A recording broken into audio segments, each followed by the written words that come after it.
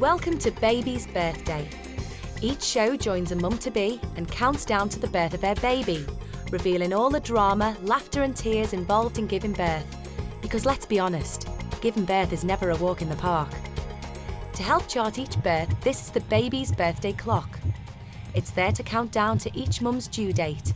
And once labour kicks off, the clock kicks in and times the birth so you know exactly how long each mum's been in labour, whether it's 2 hours or a whopping 20 hours. All the action of the birth is boiled down into a half-hour show. So, we'd better crack on.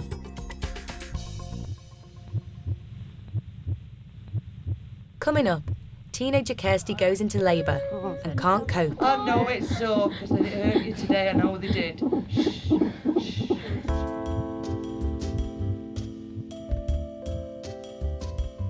When 17-year-old Kirsty found she was pregnant, she was faced with a dilemma. When I first found out I was pregnant, I was shocked.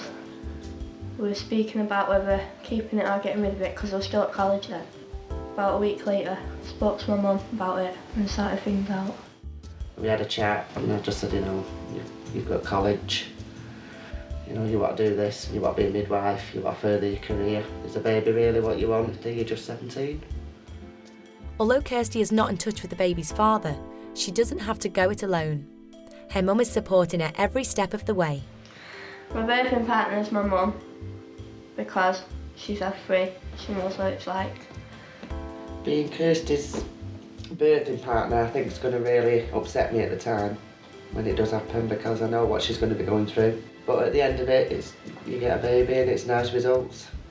I know I'll be there all the way with her, but it will be horrifying for me to see her in that much pain. Kirsty is not too keen on the idea of having any pain relief. She hates needles, but she may well change her mind when labour sets in. I don't like needles because it's just part of them going in and then they hurt, so not having an epidural, half-epidine, I'm going to start off with gas and air, and then if it's really bad then I'll have to have a needle.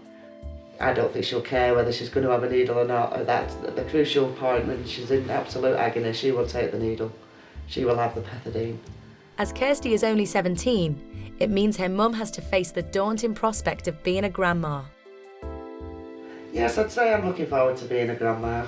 I don't like the idea of being called a grandma, but I'm sure I'll adjust to that.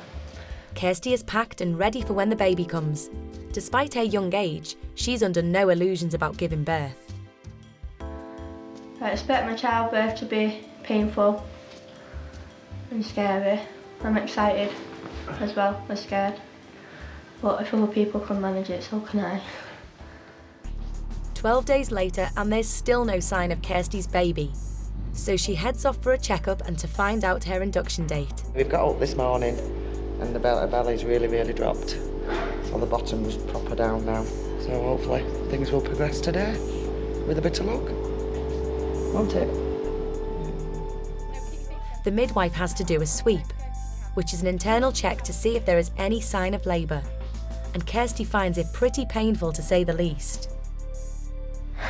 I've just had an internal. They said my cervix is still hard, and now they brought me up to labour ward to monitor me, see how things are going, and I've booked in to be induced on Monday, 3 o'clock. Knowing the way things have gone, I think she'll hang on till Monday now. Really? I really do. But Kirsty didn't hang on. Later that same day, she, her mum and Auntie Diane are back, but it could be a false alarm. I'm Deborah Kirsty and I'm going to examine you to see whether you're actually in labour. Relax your knees now, let your legs go. She'd had an internal earlier on in the day at the Antenatal clinic, and because they wanted to try and get right into the neck of the womb for the membrane sweeping. I know it can be very painful, and that's what put her off, and she didn't want to have another one. And she was just fighting it, and as she's my daughter, I don't want to see her in any pain. She's not doing anything, is she? She's doing nothing. Blow it away. Blow. Shh, blow. Shh, Kirsty. She's doing her job. Listen, it can't be as bad as it was today. Oh no, it's so, because it hurt you today, I know they did. Shh, shh. And this knee up. Come Come on, you've got to relax so she can see. Come on. I was scared from when she had done it the first time in the morning, and it was still sore, and I thought they was going to go right to the back again. I tried my best, but I was scared. The more you relax, the more she can get in and see what's happening, yeah? You've got to relax. The more you tense up, the more it hurts.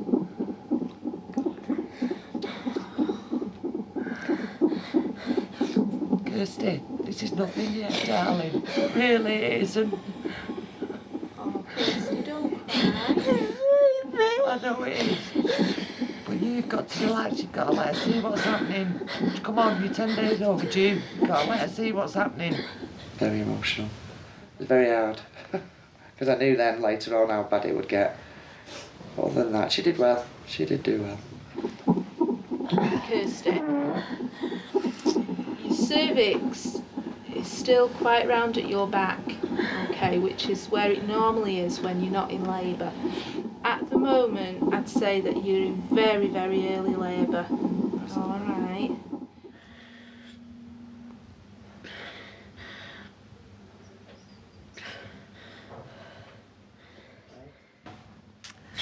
Kirsty's in slow labour at the minute. They've given her some painkillers to see if it takes the edge off it. She's had an internal. They said the cervix is very soft. It's only a finger wide. So they're going to give her another internal in an hour's time and see how far she's progressed from there. And as you can see, Kirsty's not very happy.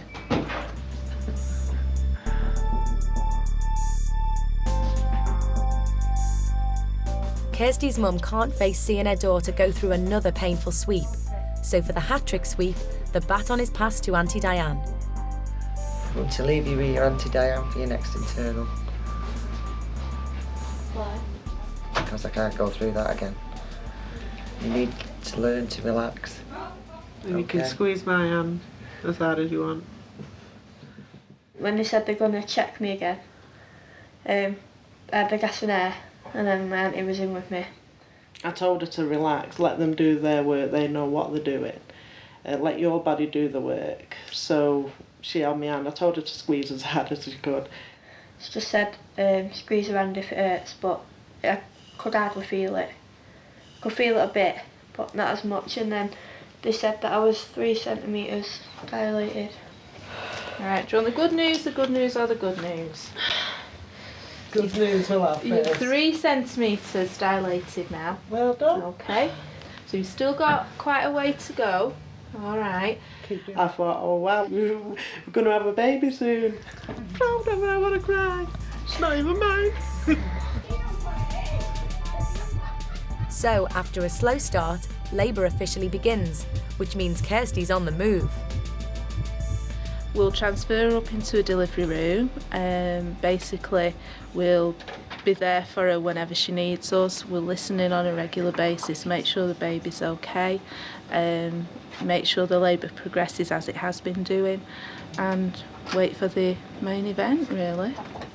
When we was going into the birthing room, as she was 3 centimetres, she kept having these pains. We tried the birthing ball. But it didn't help. Kirsty didn't like that. She wanted to be on her feet. She wanted to walk through the pain. I just went for a walk again, round the ward and outside. No, they wouldn't let me outside. I was just staying on the ward. And then I tried the birthing ball again. She wouldn't sit on that ball at all. She just didn't like it. And she wouldn't have gas and air either.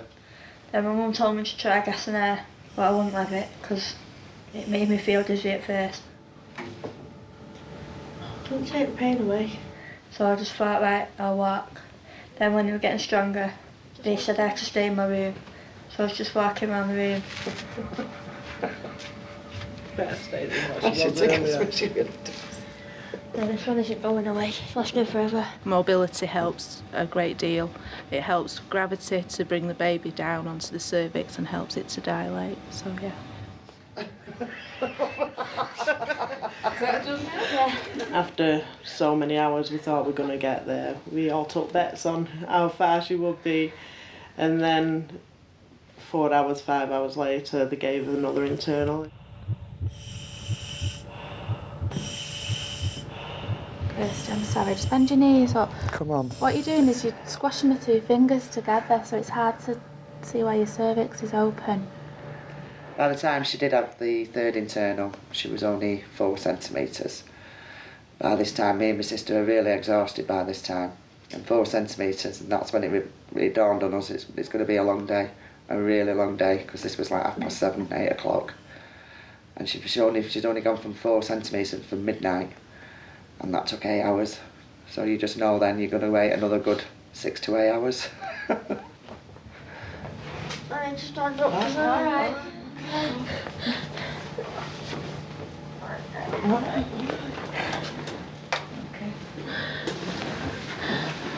I'll have a listen in after this one. What's the matter? Gel. Oh no, it hurts. I know. I know. You're coping so well with those contractions. You're doing such a good job. Come on, it's alright. Oh, all right.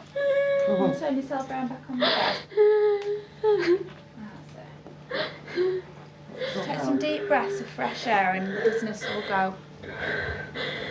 Nice, slow breaths. Take your time. That's it. How far is she?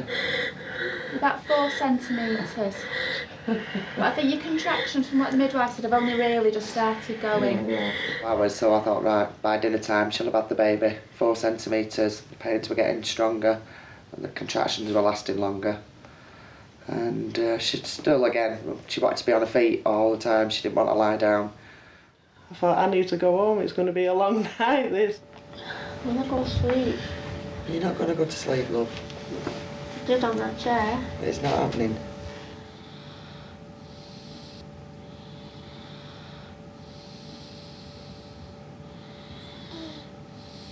Just sleep now. Coming up, Kirsty can't cope with labour, so she has to face her fear of needles. Keep going.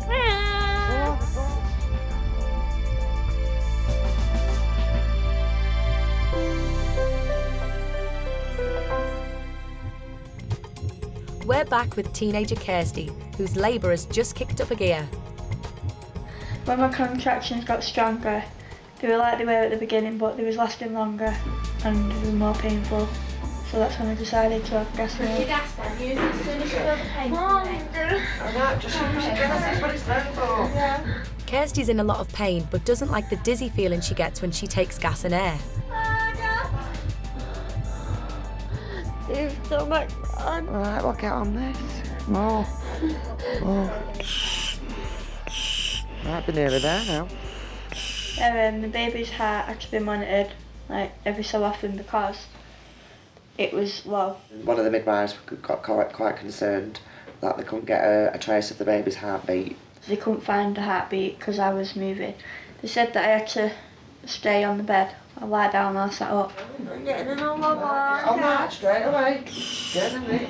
Heartbeat just kept fading. Kirsty did not like this at all. She wanted to be on her feet. I need to sit up. Alright, sit up then. Just the I can't get you. It's a lot more reactive. Yeah, it was frustrating because I knew that I had to get up and walk and they were saying, oh, breathe through it, so I have gas in there, but it wasn't working because they were too strong. But it weren't until later on that we realised, there's something wrong, the baby's getting in distress. To relieve the pain, Kirsty has decided to bite the bullet and have an injection of pethidine, a strong form of pain relief. Kirsty's dad and her aunt have also arrived to offer their support. I asked for a pethidine because the gas in air wasn't working. It was making me feel tired and they were getting stronger. And no, I don't like needles, I wanted it anyway.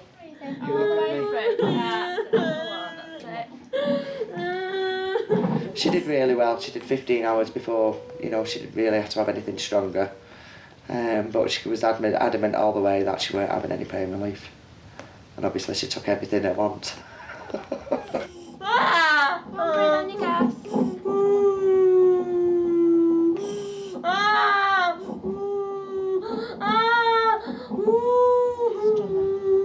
So then they gave it me and then nothing was happening. My contractions stopped. After taking the pain relief, Kirsty's a bit more relaxed. What day is it? 22nd.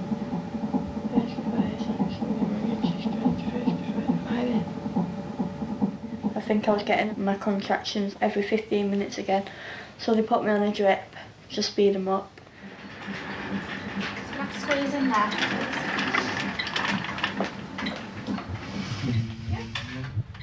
The solution in the drip is called Antenatal. This should speed Kirsty's contractions and help the baby on its way. Let's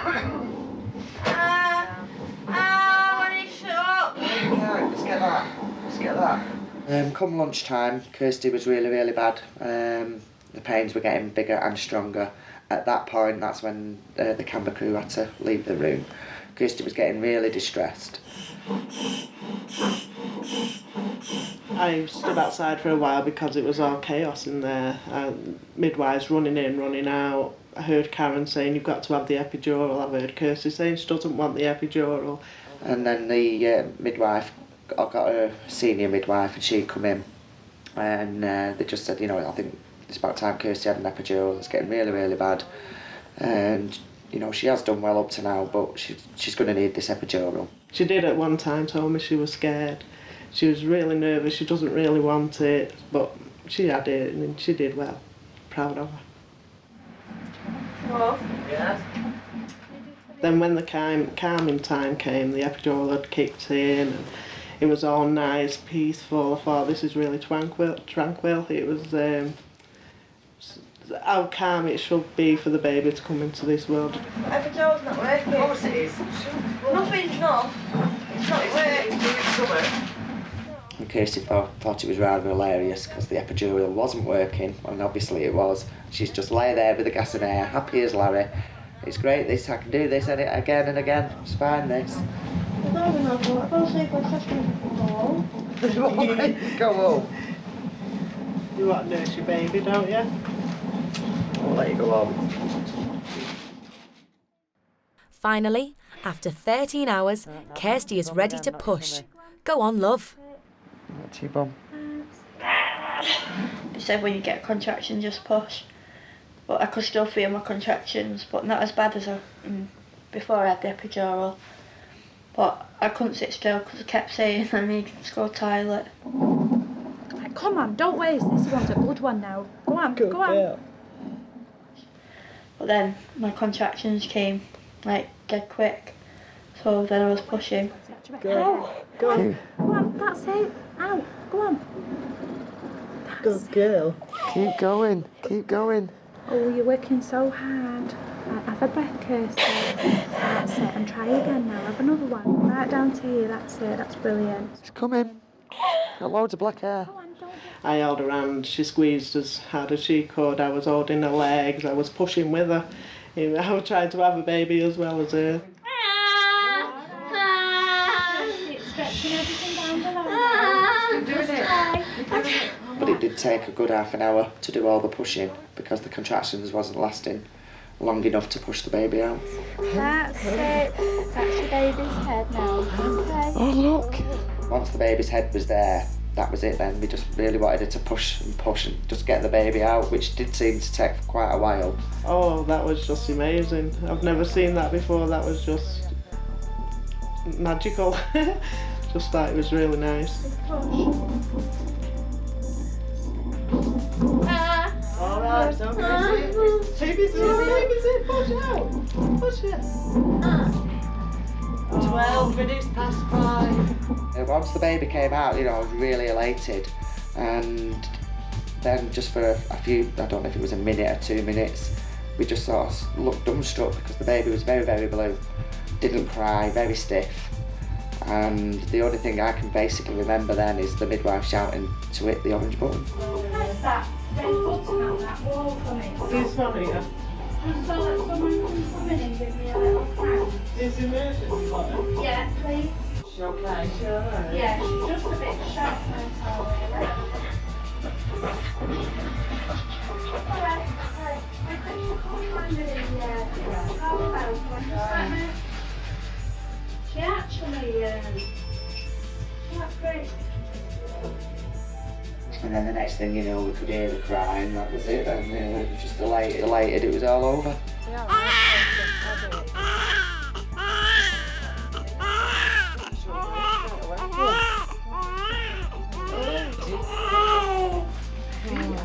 So when I first held the baby, I felt elated. I felt really special. I was there, and I was a great aunt, and now I've proved I am a great aunt.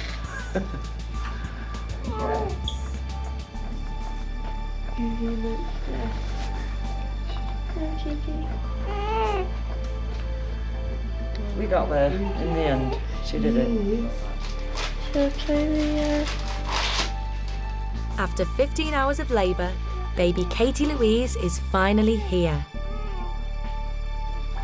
Oh, look at this. Tiny, tiny. And the baby is now settled into the family, and great Auntie Diane loves nothing better than to fuss over her. Now the baby's home, it's just another addition to the family. I'm round here practically every day, looking after her, feeding her. I'm always there to wind her if she wants me. So yeah, it's lovely. Lovely being here. I don't know how I feel about being a grandma actually. I just sort of help out in the role that I do anyway. You know, if I see Kirsty struggling and I'm helping her, I'll tell her what to do. But yeah, it's nice having a baby back in the house again. Oh, bless you. So, after 15 hours and 3 minutes of labour, Kirsty has now got a lovely daughter called Katie Louise.